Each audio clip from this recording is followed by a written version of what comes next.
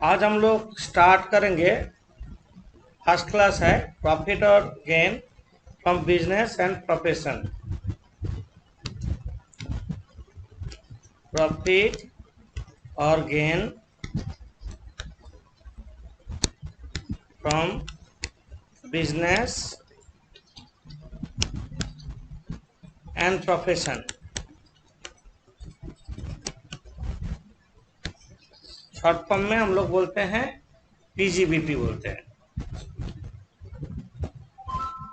Business तो तुम लोग का सबका आइडिया है, बिजनेस किसको बोलते हैं और प्रोफेशन किसको बोलते हैं। बिजनेस का मतलब जो चीज़ हम लोग गुड्स रिलेटेड है, जो खरीदते हैं बेचने के लिए या मैन्युफैक्चरिंग करते हैं बेचने के लिए, दैट इज बिजनेस। अब प्रोफेशन हम लोग जो सर्विस प्रोवाइड करके जो अर्न करते हैं उसका प्रोफेशन बोलते हैं।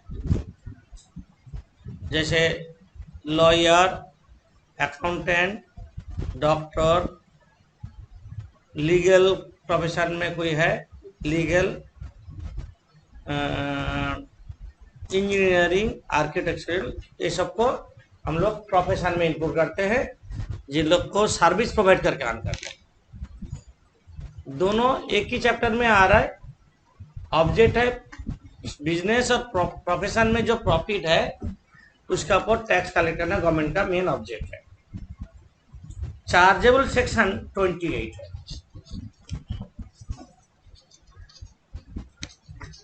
Chargeable section 28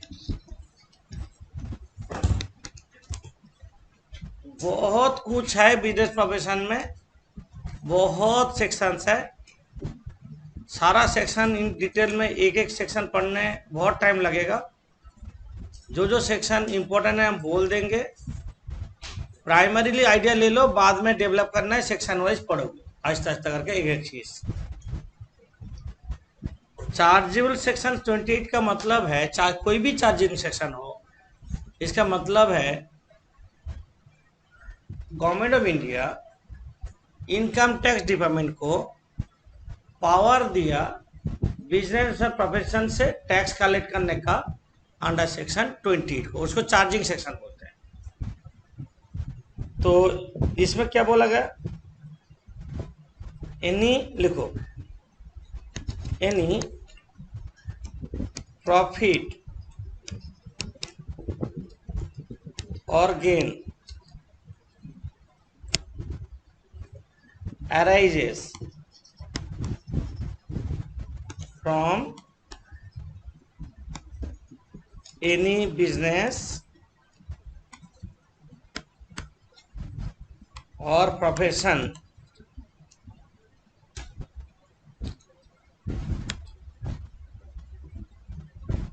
is taxable as legal profit. Any profit or gain arises from any business or profession is taxable as legal profit. Profit from any business is taxable as legal profit. Profit from any business means it may be legal business, it may be illegal business, but taxable as legal profit. जो illegal business है उसका दूसरा section में hit करेगा, court में appeal हो रहा है, केस चल रहा, अलग बात है। प्रॉफिट हुआ तो टैक्स देना है। इट में बी स्मगलिंग बिजनेस, इट में बी स्पेकुलेटिव बिजनेस, इट में बी एक्सपोर्ट बिजनेस, इट में बी इंपोर्ट बिजनेस। कोई भी बिजनेस में जो प्रॉफिट हो रहा है वो टैक्सेबल होगा एज लीगल प्रॉफिट।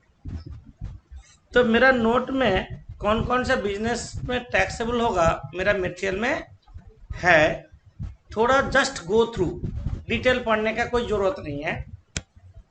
नोट में पेज नंबर बिजनेस प्रोफेशन का जो पेज है क्लास का नोट का पहला पेज में दिया हुआ है, दैट इज 6.1 जो पेज है, कौन कौन सा बिजनेस से इनकम होने से टैक्सेबल होगा, क्या क्या नेचर होना चाहिए, compensation, license, export business, duty drawback, बहुत सारा चीज दिया है। ये सब टैक्सेबल एज लीगल प्रॉफिट, ये पढ़ लेना है, जस्ट गो थ्रू, डिटेल पढ़ने का जरूरत नहीं, इतना ज्यादा इंपॉर्टेंट नहीं है।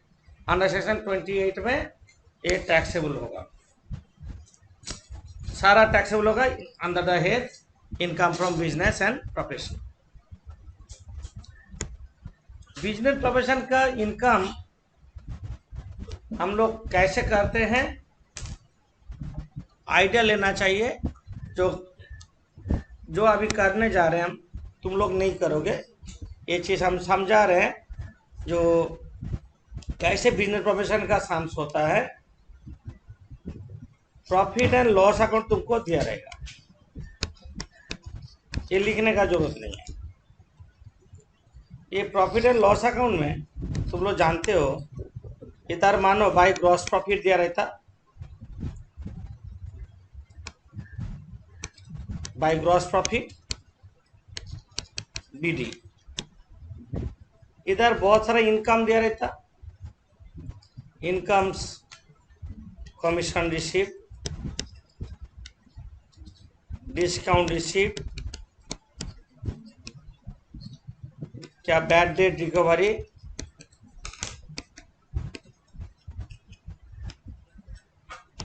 ये सब इनकम दिया है। डेबिट साइड में बहुत सारे एक्सपेंस दिया रहता, जानते हो तुम लोग, जैसे rent, salary, repairs, income tax, general reserve में ट्रांसफर किया, फर्नीचर खरीद लिया, टू नेट प्रॉफिट। ऐसे एग्जाम्पल का हिसाब से माने, ये क्रेडिट साइड टोटल मानो 1000, डेबिट साइड में 20, 30, 40, 50, मानो 60, 80, कितना आ रहा है, 50, 90, 140, 200, 280, 820, 820 नेट प्रॉफिट है। हम लोग नेट प्रॉफिट का ऊपर ही बिजनेस प्रोफेशन में टैक्स देंगे। ये जो net profit, it should B correct profit, income tax बोल रहे हैं, करेक्ट प्रॉफिट होना चाहिए।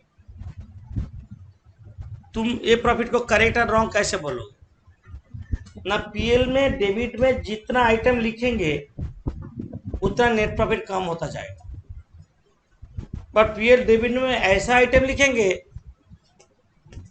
जिसको बोलते हैं अलाउबल। अलाउबल तो लोग अभी नहीं लिखोगे कुछ भी, अलाउबल, और उसको बोलते हैं एडमिसेबल,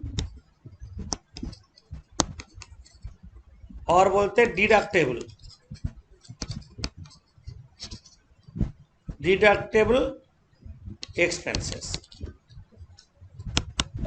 पीएल डेबिट में वही होना चाहिए, अलाउबल, एडमिसेबल और डिडक्टेबल।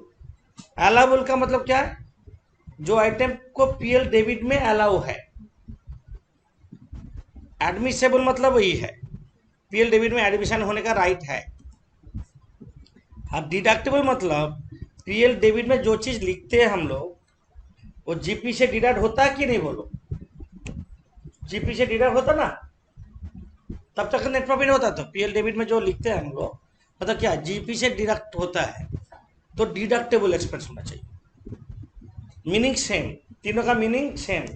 जो जिसको हम लोग अलाउबल बोलते हैं, जिसको हम लोग एडमिसेबल बोलते हैं, जिसको हम लोग डिडक्टेबल बोलते हैं, मीनिंग सेम। कोई बुक में एडमिसेबल बोल रहा है, कोई अलाउबल बोल रहा है, कोई एडमिसेबल बोल रहा है, मीनिंग सेम।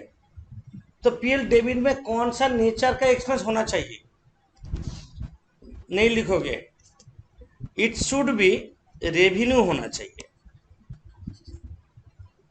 मतलब कैपिटल एक्सपेंडिचर पीएल में नहीं आना चाहिए। ये सेक्शन है, ये हम बाद में लिखाएंगे, अंडर सेक्शन 37(1) में है, प्रॉपर वे में लिखाएंगे, इसलिए लिखने मना कर रहा है, समझा रहा है। इट शुड बी रेवेन्यू होना चाहिए, रेवेन्यू और रिकरिंग नेचर जो बिजनेस, रेंट, सैलरी, रेवेन्यू तो घर बिल्डिंग खरीद लिया, क्या होगा? कैपिटल एक्सपेंडिचर हो गया। कैपिटल एक्सपेंडिचर किसको बोलते हैं? जिससे more than one accounting year benefit मिलता है। घर रेंट दिए मतलब एवरी महीने देना होगा, एक महीने जिसका utility with in certain period में एडजस्ट हो जाता है, उसके रेवेन्यू बोलते हैं। बिल्डिंग खरीद लेंगे तो क्या होगा? बहुत दिन चलेगा लाइफ, तो वो कैपिटल एक्सपेंडिचर। तो तुम लोग कैसे सेग्रीगेट करोगे कौन सा रेवेन्यू कौन सा कैपिटल? जनरली हम लोग जो पीएल में लिखते थे हम लोग तो जानते हैं, और रेवेन्यू और जो बैलेंस शीट आइटम है वो कैपिटल। यही तो it should be revenue nature होना चाहिए, it should be related to business होना चाहिए, बिजनेस रिलेटेड एक्सपेंस होना चाहिए। Personal expense, other business expense और किसी नेचर का एक्सपेंस नहीं होना चाहिए, बिजनेस का ही होना चाहिए। और क्या होना चाहिए? प्रीवियस ईयर का होना चाहिए। प्रीवियस ईयर का मतलब 1 अप्रैल 2020 से 31 मार्च 21 का अंदर जो खर्चा हो वही लेना चाहिए। 10 साल पहले का खर्चा पीएल डेबिट में डाल नहीं सकते। और जो भी खर्चा करेंगे वो बिजनेस को कंटिन्यू रखने के लिए करेंगे, उसको कहते हैं बिजनेस मोटिव। बिजनेस मोटिव, ये चारों कंडीशन फुलफिल करना होगा सारे एक्सपेंस में। ये चारों में चारों, it should be revenue, it should be related to business, it should be relating to previous year, और there will be motive of business. हम कोई एक्सपेंस कर रहे हैं बिजनेस बंद करने के लिए, that expense is not allowable.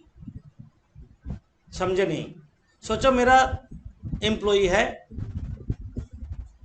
तो क्या होता है ना, बहुत सारे एम्प्लॉई है, एक एम्प्लॉई है यूनियन लीडर है, जो एम्प्लॉई को क्या होता है भड़काता है, काम मत करो, बैठो, हैन तेन।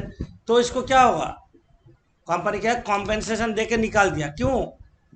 बिजनेस और भी प्रॉफिट मोटिव होगा, that expense allowable, that compensation is allowable. But सारा एम्प्लॉय को कॉम्पेंसेशन जगह निकाल दिया क्योंकि बिजनेस बंद करेंगे बोल के, ये भी कॉम्पेंसेशन है, यहाँ पे बिजनेस मोटिव नहीं है, तो that compensation is not allowable. Business continue रखने के लिए कोई भी खर्चा करे, बिजनेस मोटिव है, अलाउबल। बिजनेस बंद करने के लिए कोई खर्चा करेंगे, that expenditure is not allowable. It not allowable मतलब पीएल डेबिट में लिखने का राइट नहीं है, मतलब प्रॉफिट लो करने का राइट नहीं है। वो सब एक्सपेंस पीएल डेबिट में नहीं आएगा मतलब कि प्रॉफिट लो करने का राइट नहीं है। तो हम यहाँ पे कुछ एग्जांपल दिए हैं, रेंट, सैलरी, रिपेयर्स, ये अलाउबल होगा। कुछ नहीं बोला मतलब क्या? अलाउबल। अलाउबल मतलब पीएल डेबिट में रेवेन्यू है, कुछ नहीं बोला तो हम मानेंगे वो प्रीवियस ईयर का है, कुछ नहीं बोला बिजनेस रिलेटेड मानेंगे। और इनकम टैक्स क्या है? पर्सनल। जनरली जब तो एप्रोप्रिएशन ऑफ प्रॉफिट, फर्नीचर तो कैपिटल एक्सपेंडिचर, तो ये तीनों को क्या बोलेंगे? डिसअलाउबल।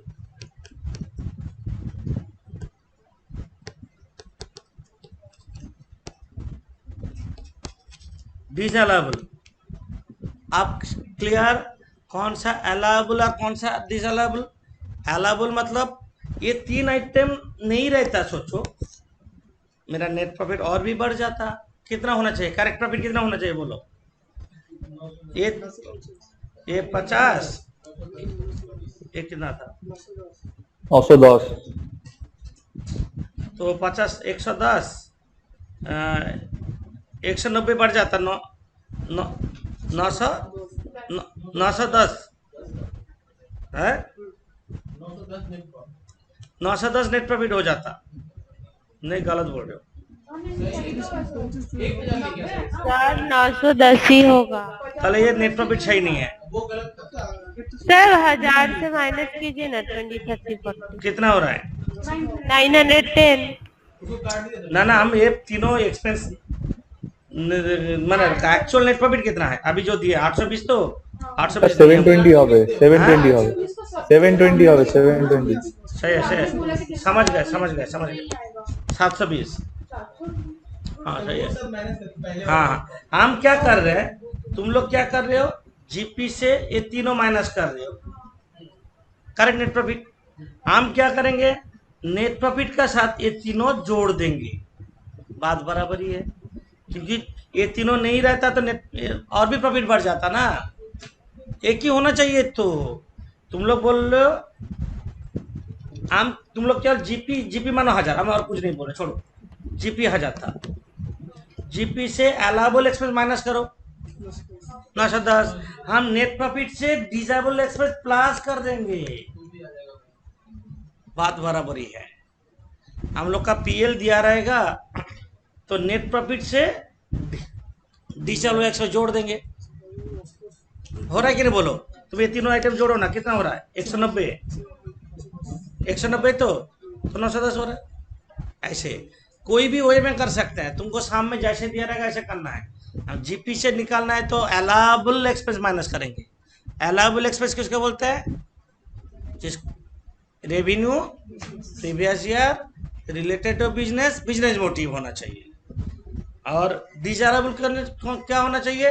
ये सब चीज में कोई भी एक नहीं होगा तो ये जो चार हम लिखाए हैं, चार में से कोई भी एक फुलफिल नहीं करेगा डिजायरेबल। रेवेन्यू मतलब क्या नहीं होगा? कैपिटल नहीं होगा। रिलेटेड टू बिजनेस मतलब क्या है? पर्सनल नहीं होगा। प्रीवियस ईयर का मतलब क्या है? और किसी ईयर का नहीं होना चाहिए, समझे? आप बिजनेस मोटिव रहना चाहिए, नहीं तो डिजायरेबल। सामने कुछ मेंशन नहीं किया, हम मानेंगे ये जो अलाउबल लिखे चारों में चारों कंडीशन फुलफिल किया, मान लेंगे। सामने मेंशन नहीं किया है, मान लेंगे चारों में चारों कंडीशन फुलफिल किया है। तो अभी क्लियर हो गया कौन सा अलाउबल कौन सा डिजायरेबल। अलाउबल किसको बोलते हैं? जो एक्सपेंसेस पीएल डेबिट में लिखने का राइट है, मतलब प्रॉफिट लो करने का राइट है। डिजायरेबल मतलब पीएल डेबिट में लिखने का राइट नहीं है, प्रॉफिट लो करने का राइट नहीं है। तुम पीएल डेबिट में डाल दिया मतलब प्रॉफिट लो हो गया, तो हम प्रॉफिट को ऐड करके ओरिजिनल जगह जाएंगे। This is desirable expenses. अभी हम बोलेंगे अलाउबल एक्सपेंस किसको बोलते हैं, वो लिखाएंगे। लिखो अलाउबल, एडमिसेबल और deductible expenses. Expenses means debit item, मानो पीएल डेबिट में आना चाहिए। हम लिखा भी देते हैं, it means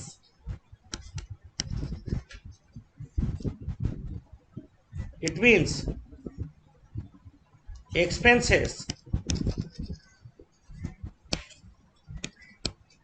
having right to debit in PL, that is having right to reduce the profit, that is deductible from GP। तो अलाउबल एक्सपेंस का मतलब सारा लिखा दिया। Expenses having right to debit in PL, PL में debit में लिखने का राइट है। पीएल में डेबिट में लिखेंगे मतलब क्या हुआ? प्रॉफिट लो होगा। Having right to reduce the profit, profit low करने का राइट है। और जो चीज डिडक्ट जीपी से हम डिडक्ट कर सकते हैं उसको अलाउबल बोलते हैं। अलाउबल एक्सपेंस में पहला section under section 30 rent, rates, repairs, insurance on building.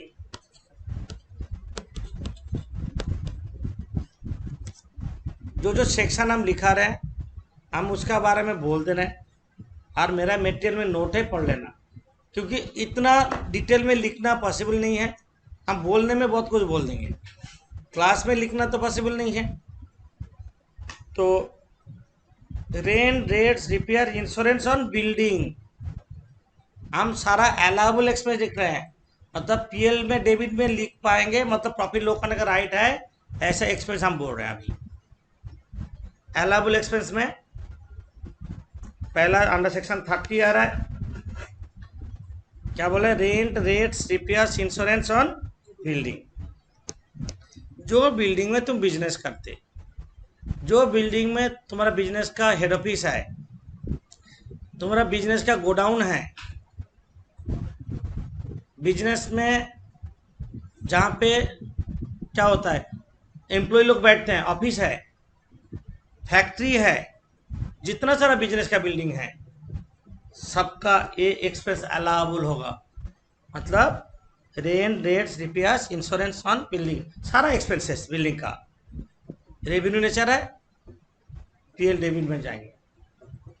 मानो ग्राउंड फ्लोर में तुम्हारा बिजनेस है, फर्स्ट फ्लोर में तुम रहते हो, पूरा बिल्डिंग का जो भी खर्चा है बिजनेस में ओनली ग्राउंड फ्लोर का आएगा, फर्स्ट फ्लोर का नहीं आएगा। पूरा बिल्डिंग का रेंट पीएल डेबिट में नहीं डालेंगे, ओनली ग्राउंड फ्लोर का डालेंगे। सोचो पूरा बिल्डिंग का 10,000 इक्वली है, दोनों ग्राउंड फ्लोर फर्स्ट फ्लोर दोनों बराबर ही है, 10,000 रुपये रेंट दिए, ओनली 5,000 पीएल डेबिट में आएगा, बाकी फर्स्ट फ्लोर जो है वो पर्सनल हो गया, जिसमें तुम खुद रहते हो।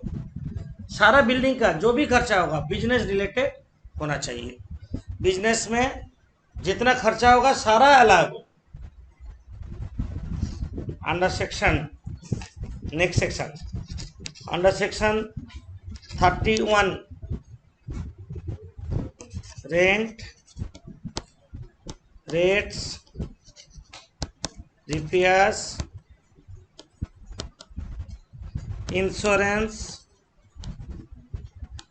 On machinery and furniture. Business में जो फर्नीचर यूज होता है, मशीन यूज होता है, सारा खर्चा अलाउबल होगा, मतलब पीएल डेबिट में आएंगे सारा खर्चा। मशीन का कॉस्ट नहीं, मशीन का कॉस्ट क्या होगा, कैपिटल एक्सपेंडिचर। इंस्टॉल होने के बाद जो खर्चा क्या है, रेवेन्यू एक्सपेंडिचर। रेवेन्यू एक्सपेंडिचर सारा अलाउबल होगा, मतलब पीएल डेबिट में डालेंगे।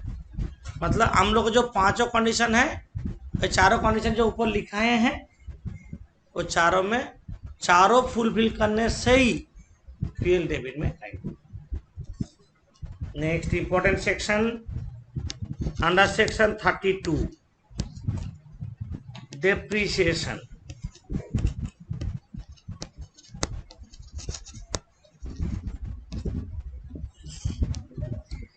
डेप्रिसिएशन इनकम टैक्स में एक अलग मायने रखते हैं। डेप्रिसिएशन हम लोग पीएल डेबिट में डालते हैं, पीएल डेबिट में डाल देंगे, जितना ज़्यादा डालेंगे उतना प्रॉफिट कमेगा, सबको तो यहाँ पे ही चला देगा, तो पूरा एसेट्स का वैल्यू डेप्रिसिएशन कर दिया, हो सकता है। इसलिए इनकम टैक्स डिपार्टमेंट डेप्रिसिएशन के ऊपर बहुत ज़्यादा स्ट्रेस दिया है। डेप्रिसिएशन रेट इज फिक्स्ड, तुम अपना मर्जी से नहीं कर सकते।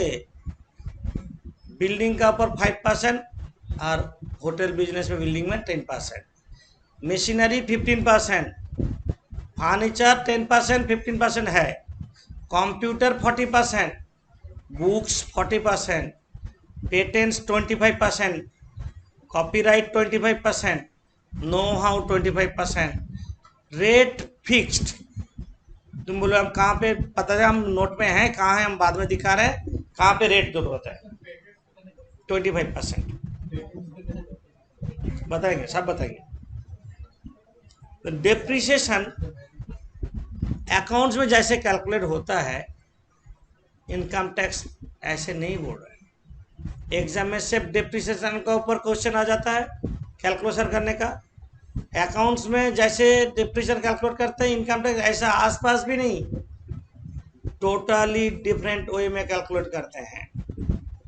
डेप्रिसिएशन में एसेट्स को हम लोग ब्लॉक वाइज करते हैं, उस डेप्रिसिएशन अंदर आता है ब्लॉक ऑफ एसेट, लिखो block of assets. Under section 211। Block of assets क्या है? सेम रेट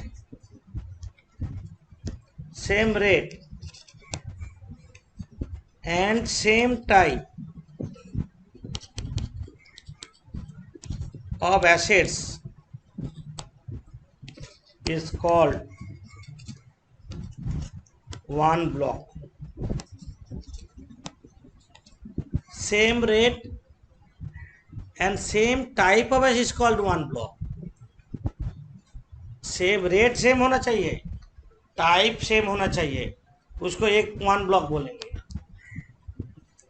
बिल्डिंग 5%, बिल्डिंग 10% है, दो अलग अलग कैलकुलेट होगा। अकाउंट से बिल्डिंग के साथ बिल्डिंग जोड़ देते हैं, मशीनरी के साथ मशीनरी जोड़ देते हैं, नहीं होगा। सेम रेट होना चाहिए, सेम टाइप होना चाहिए, तब जगह कैलकुलेशन होगा, उसको वन ब्लॉक बोलेंगे। बिल्डिंग 10% के साथ बिल्डिंग 10% एडिशन करेंगे, मशीनरी 15% के साथ 15% रेट में जो मशीनरी उसको ऐड करेंगे, ब्लॉक वाइज होगा। आप हेडिंग करो कैलकुलेशन ऑफ डेप्रिसिएशन, बोलो। हाँ बस रुकिए।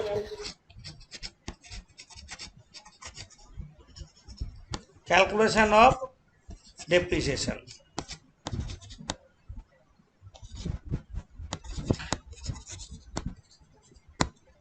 डेप्रिसिएशन कैलकुलेट कैसे करते हैं बिजनेस एंड प्रोफेशन में? ये ऐसा ही एग्जाम्पल दे देंगे जिसमें डेप्रिसिएशन का नॉलेज पूरा क्लियर हो जाएगा, कोई गलती होने का जगह नहीं है, एकदम कॉन्फिडेंस आ जाएगा। कैलकुलेशन डेप्रिसिएशन, अब मानो एग्जाम्पल दे लेते हैं। First block rate of depreciation 15% मान लेते हैं। तुम लोग वेट करो, हम लिखने का टाइम देंगे। कैसे लिखोगे, कॉपी को यूज करना है। एक ही एग्जाम्पल में सारा चीज हम बताने वाले हैं, डेप्रिसिएशन का पूरा कॉन्सेप्ट क्लियर हो जाएगा।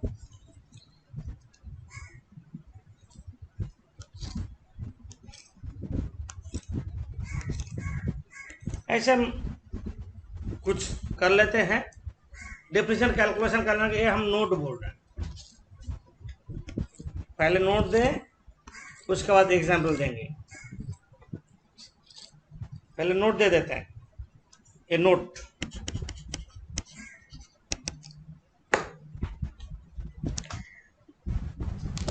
एक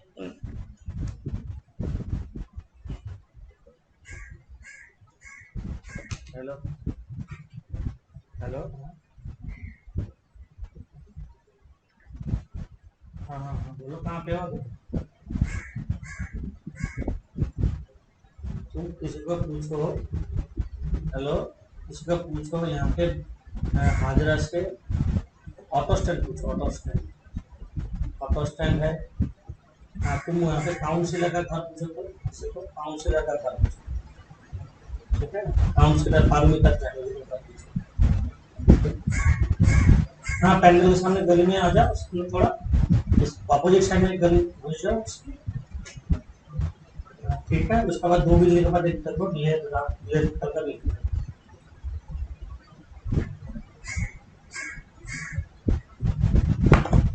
नोट्स में इनकम टैक्स में कैसे डेप्रिसिएशन कैलकुलेट करता है। WDV of the block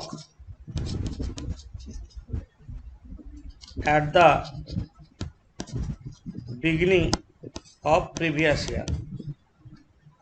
तुम लोग का प्रीवियस ईयर जो होगा, मतलब तुम लोग का करंट प्रीवियस ईयर कौन है? 1 अप्रैल 2020। पहले WDV of the block at the beginning of the previous year, ये नोट है, ये लिखना है। WDV कितना है? Add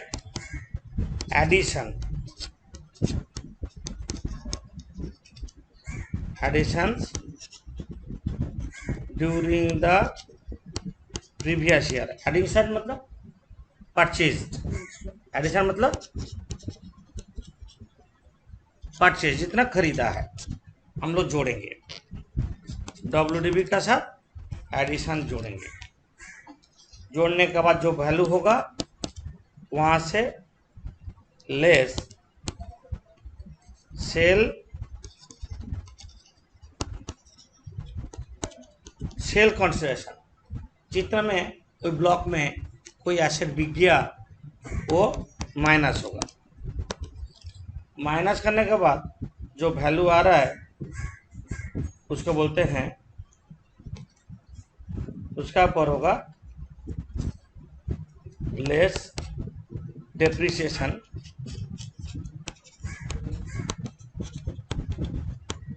at the rate of 15%। यहाँ पे माइनस होगा, जो वैल्यू आएगा उसको बोलते हैं WDV at the beginning of next year. ये नोट और साइड में ऐसा जगह तुम लोग खाली रखो, मतलब हम 4-5 तो एग्जाम्पल देंगे, खाली रखो। नोट ऐसे लिखना है, WDV at the beginning of the previous year, add addition, WDV के साथ एडिशन जोड़ेंगे, लेस सेल कंसिडरेशन माइनस करेंगे। जल्दी लिखो।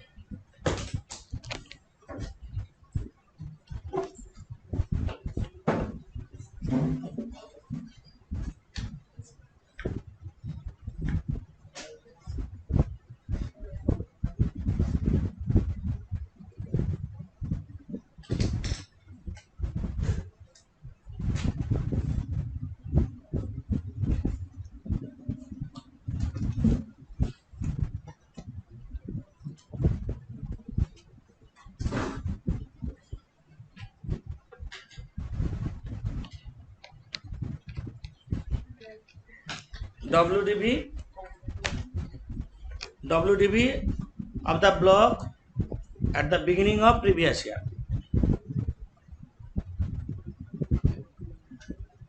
add additions during the previous year, that is purchased,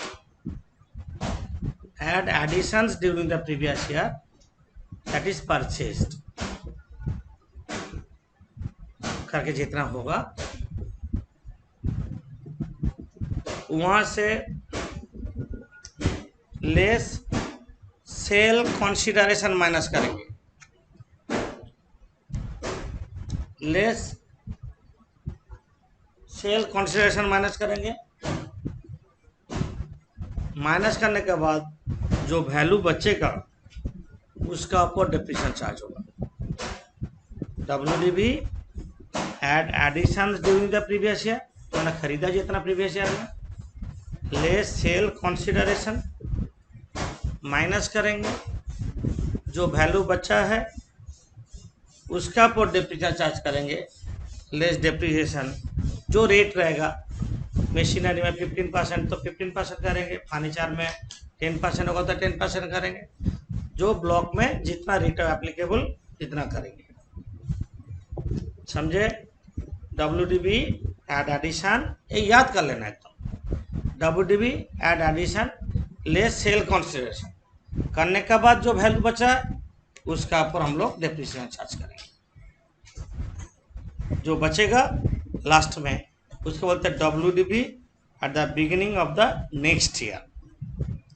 last में जो बचा उसको बोलते हैं WDV at the beginning of the next year.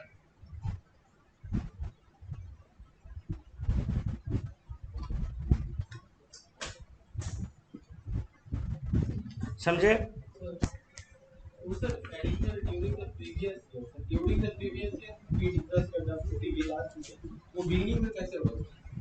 तुम लोग का बिगिनिंग मतलब हम 1 अप्रैल 20 में जितना एसेट था, 2020 और 21 में जितना खरीदा है, और सेल कंसिडरेशन 2020 21 में जितना बेचा है, उसका पर बचे माइनस करने के बाद जो वैल्यू होगा उसका पर डेप्रिसिएशन। लास्ट पे पूछ रहा है ये कौन से डेट का वो कौन सा डेट का होगा? 31st पे नीचे में सर जाइए आप इसमें वो बिगनिंग नेक्स्ट ईयर 1 अप्रैल 21। अच्छा प्रीवियस ईयर नेक्स्ट ईयर का। ओके, तो एग्जाम्पल 1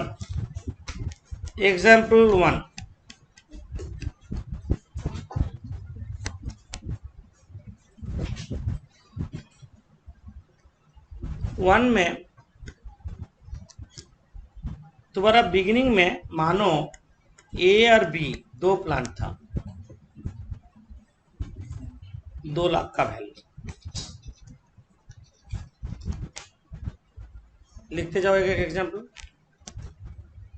ए बी था 2 लाख, नया प्लांट सी खरीदा 3 लाख पे।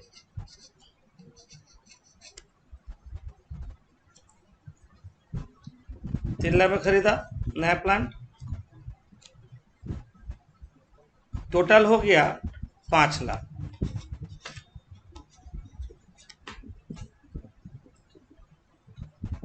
लेस सेल कंसिडरेशन, मानो प्लांट ए बेचा, सेल कंसिडरेशन प्लांट ए बेचा 1,20,000 में, प्लांट ए बेचा 1,20,000 में। अभी तुम्हारा पास वैल्यू है 3,80,000 रुपया। Depreciation at the rate of 15% 3,80,000 का कितना होगा? 57,000। 57,000 माइनस करके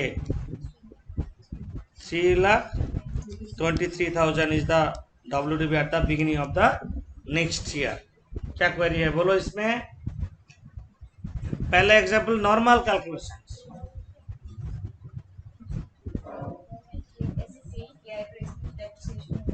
नहीं, ऐसा कोई बात नहीं, सेल वैल्यू माइनस होगा। और कुछ नहीं है। नहीं, अकाउंट्स में जो सेल होता है उसका पार्ट पीरियड यूज होने से डेप्रिसिएशन चार्ज करते हैं, या फिर सब चीज सिर्फ सेल वैल्यू माइनस करेंगे। WDV एड एडिशन ले सेल कंसीडर से ही रूल, ये रूल में ही करना होगा। सेल वैल्यू तुम बोलोगे अभी प्लांट ए का वैल्यू था 20,000, हम बेचे 1,20,000, हो ही सकता है, ऐसे कोई मतलब नहीं। सेल वैल्यू माइनस करेंगे, बुक वैल्यू नहीं। सेल कंसिडरेशन मतलब सेल वैल्यू, सेल कंसिडरेशन मतलब सेल वैल्यू माइनस करेंगे, कितना भी वैल्यू होना। प्रॉफिट लॉस यहाँ पे इफेक्ट नहीं हो, तो कैपिटल गेन में इफेक्ट होगा, यहाँ पे नहीं। इनकम टैक्स में, बिजनेस प्रोफेशन में कोई प्रॉफिट टॉफिट नहीं, बस उतना ही। समझे? एग्जाम्पल 2,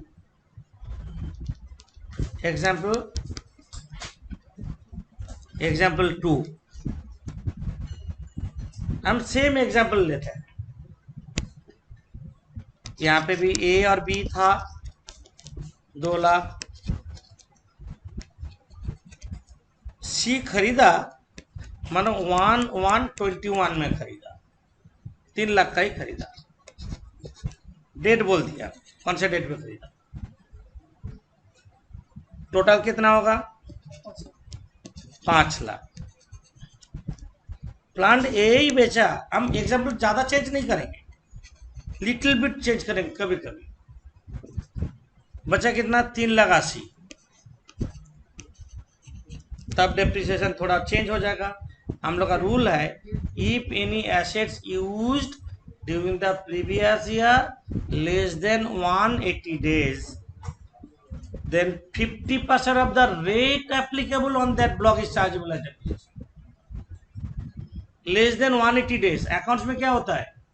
3 महीने का चार्ज करते हैं, 6 महीने, 9 महीने करते हैं। टैक्स में वो सब नहीं है, आइदर पूरा साल का 15% चार्ज कर देंगे, आइदर हाफ द रेट होगा।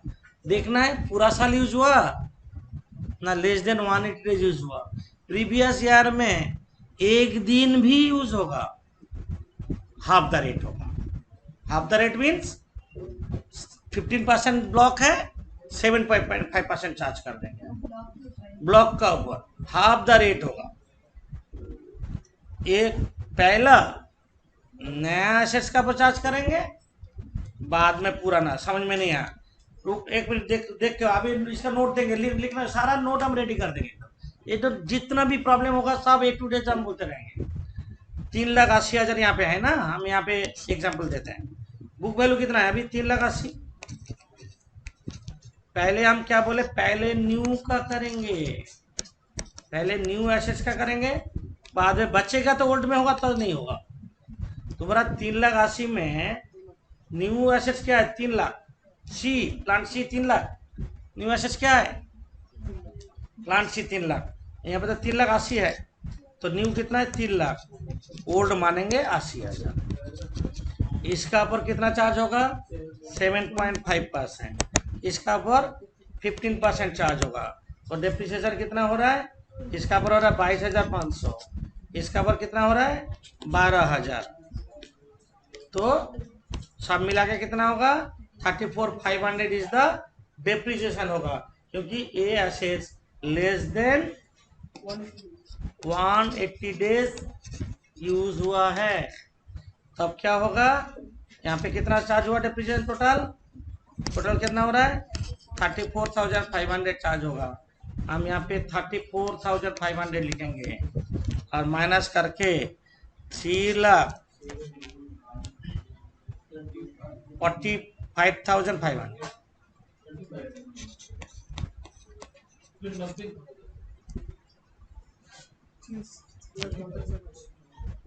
3,45,500 समझे? ये देख नेक्स्ट एग्जाम्पल। ये एग्जाम्पल से क्या सीखे हम लोग? If any asset use less than 180 days तो उसका पर डेप्रिसिएशन चार्ज होगा। सोचो न्यू एसेट्स का वैल्यू 4,00,000 होता, न्यू एसेट्स का वैल्यू 4,00,000 होता, तुम्हारे यहाँ पे 3,80,000 बैलेंस है, ये 3,80,000 न्यू मान लेंगे। क्या बोले समझ में आया? पहले नंबर 1 में न्यू को करेंगे, नंबर 2 में ओल्ड को करेंगे। ये वर्किंग है। होगा नहीं होगा, नहीं होगा।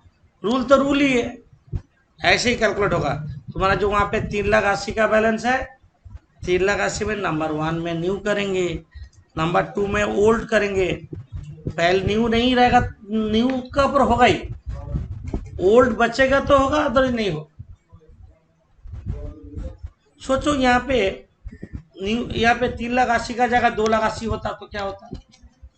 न्यू तो 3,00,000 था, तो 2,80,000 का अपन हाफ द रेट करेंगे। हाँ, डायरेक्टली 2,80,000 का ऊपर। मतलब देखना है क्या बैलेंस है, पहले न्यू का ऊपर करेंगे, ये दिमाग में लगा लो, बस हो गया। समझे? ब्रेकअप सिर्फ कब करेंगे? जब asset less than 180 days use हुआ। जैसे पहला एग्जाम्पल में हम डेट ऑफ परचेज नहीं बोले थे, पहले एग्जाम्पल में हम कोई डेट ऑफ परचेज नहीं बोले थे, इसलिए सिंपली चार्ज कर दिए। बट जब डेट ऑफ परचेज दिया रहेगा, वहाँ पे देखना है लेस देन 180 डेज है या more than 180 days. Less than 180 days होगा तो न्यू एसेट्स का ऊपर हाफ द रेट चार्ज करेंगे, हाफ द रेट। समझे? सबका हो गया? कॉपी हो गया नीचे वाला? हम ऊपर में जा रहे हैं। अगेन एग्जाम्पल 3 ले रहे हैं।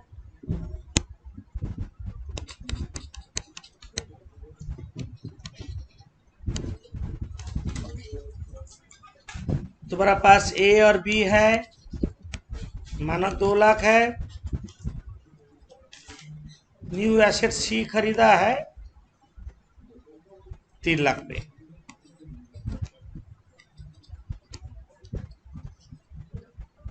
$3,00,000 पे खरीदा है, टोटल हुआ 5,00,000। प्लांट ए बेचा, से प्लांट ए बेचा 6,00,000 पे।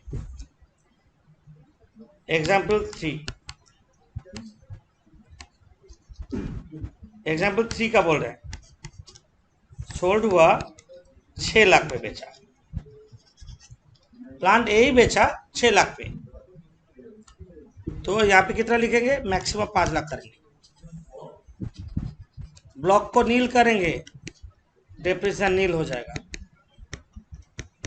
If sale consideration of any block exceed WDV and additions of the block, maximum nil कर सकते, ब्लॉक को नेगेटिव नहीं कर सकते। सेल कंसिडरेशन हम 6 लाख किए, हम ब्लॉक को नील कर सकते हैं, नेगेटिव नहीं कर सकते। If entire block is sold out, और एक एग्जांपल बाकी है। तो यहाँ पे सेल कंसिडरेशन 6 लाख किए एग्जांपल 3 में, और यहाँ पे 6 लाख नहीं लिख के हम लोग लिखेंगे इतना 5 लाख करेंगे, ब्लॉक को नील करेंगे, डेप्रिसिएशन नील। तुम अभी क्वेश्चन कर सकते हो, वहाँ पे तो बी और सी प्लांट है, बी सी एसेट्स है, तो डेप्रिसिएशन नहीं होगा, डेप्रिसिएशन नहीं होगा एसेट्स होने से भी। ब्लॉक नील हो गया। एग्जाम्पल 4, एग्जाम्पल 4,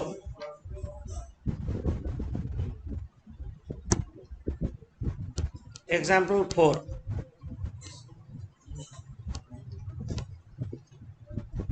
में हम ए बी लिखें 2 lakh,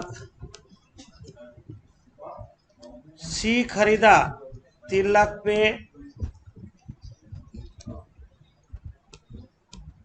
5 lakh, A B C तीनों बेचा 1,20,000 में, तीनों ब्लॉक ऐसे बेच दिया 1,20,000 में, 3,80,000 बचा, डेप्रिसिएशन नील होगा। If entire block is sold out, तुम्हारा ब्लॉक में 3 एसेट था, तीनों एसेट बिक गया, एसेट्स है ही नहीं, डेप्रिसिएशन किसका पर चार्ज करोगे? WDV है बट एसेट्स नहीं है। If entire block is sold out though there is WDV still no depreciation is charge.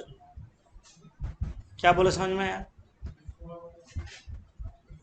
Example and final example, example 5,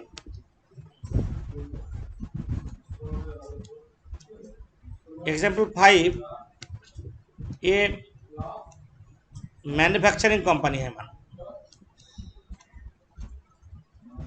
manufacturing company, A B खरीदा 2 lakh, C new assets 3 lakh,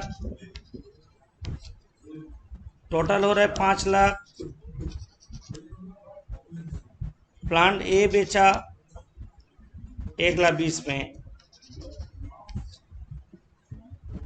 3,80,000 बचा। Normal depreciation जो पहले example था 57,000 normal depreciation होगा, और additional depreciation 20% होगा new plant and machinery का ऊपर। न्यू प्लांट एंड मशीनरी कितना है? 3 लाख का 20% 60,000 माइनस करो, उसके बाद हम बाद में समझा रहे क्या क्यों होगा, एग्जाम्पल का नोट देंगे सारा। कितना आ रहा है माइनस करके? 2,63,000। ये हम मैन्युफैक्चरिंग कंपनी के बारे में बोले। अब नोट चालू करेंगे, नीचे नोट लिखो।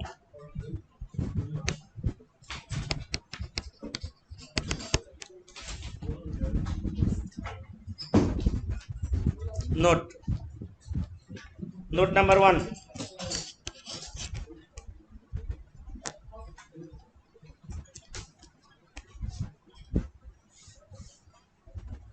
if any assets used during the previous year, if any assets used during the previous year less than 180 days,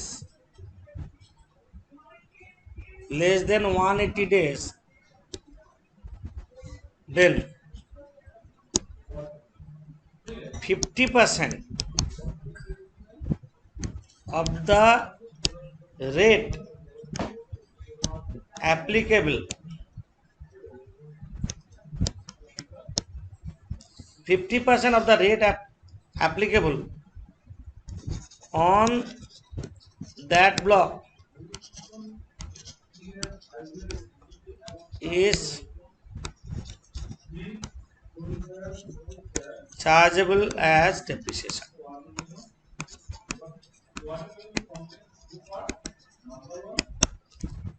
If any asset used less than 180 days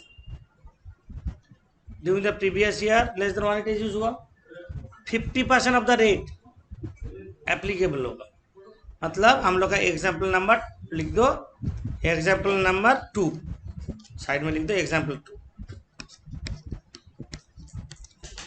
example 2, note 3, note 2, sorry, note 2. If sale consideration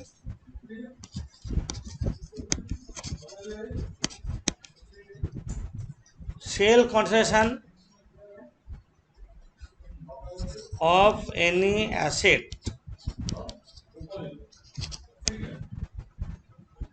if sale consideration of any assets is exceeds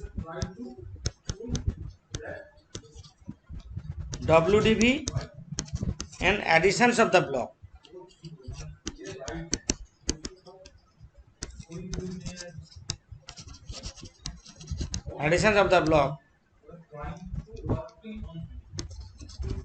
then entire block will be nil. And no depreciation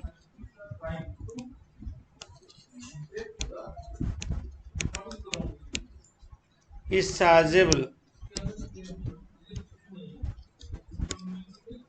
on that block. If sale consideration of any block exceeds WDV and additions of the block, then entire block will be nil and no depreciation chargeable on that block. Example कितना है? Example 3 में ऊपर में जो दिए थे, हम 6 लाख में बेचे थे, ब्लॉक नील कर दिए, कोई डेप्रिसिएशन चार्ज नहीं हुआ है. Note number 3, if entire block is sold out,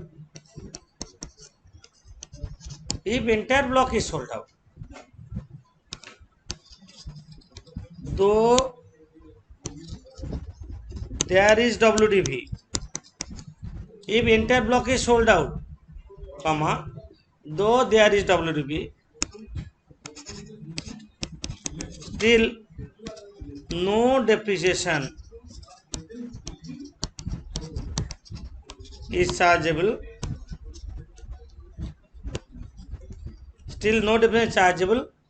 Because of non-existence of assets.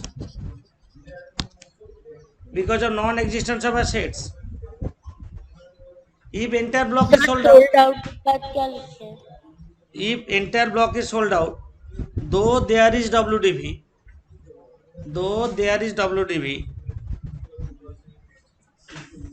still no depreciation is chargeable because of non-existence of assets. Meaning clear? Example कौन सा? एग्जाम्पल 4. एग्जाम्पल 4 में वही दिए, एंटायर ब्लॉक बिक गया, ABC तीनों बिक गया है.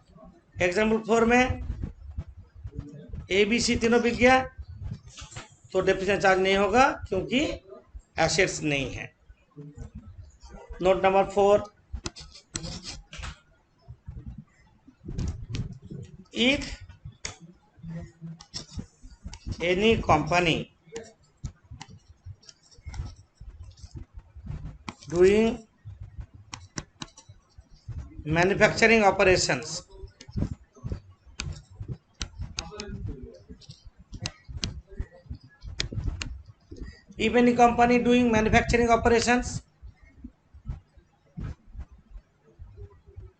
is entitled to charge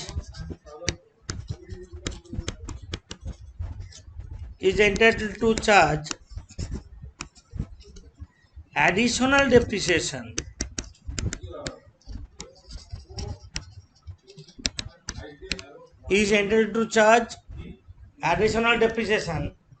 at the rate of 20%, a fixed tax. Additional depreciation at the rate of 20% on new plant and machinery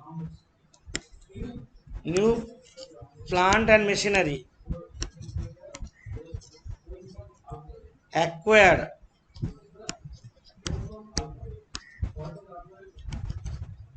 during the previous year. जो न्यू प्लांट एंड मशीनरी खरीदा previous year में, उसमें additional depreciation 20% होगा, a fix to normal का साथ. Normal depreciation जितना होता है वो होगा, साथ में एडिशनल डिप्रिसिएशन चार्ज होगा न्यू प्लांट एंड मशीनरी का साथ ड्यूरिंग द प्रीवियस ईयर. क्या बोले? Additional depreciation charge 20% new plant and machinery acquired during the previous year along with original normal depreciation. लिख दो along with normal depreciation.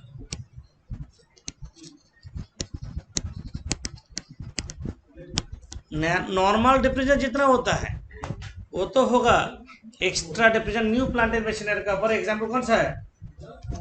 Example 5. सोचो new plant and machinery less than 180 days use हुआ. लिखो same point में, if new plant and machinery used during the previous year, if new plant and machinery used during the previous year less than 180 days, then additional depreciation will be 10% in the current previous year and balance 10% in the next previous year, and balance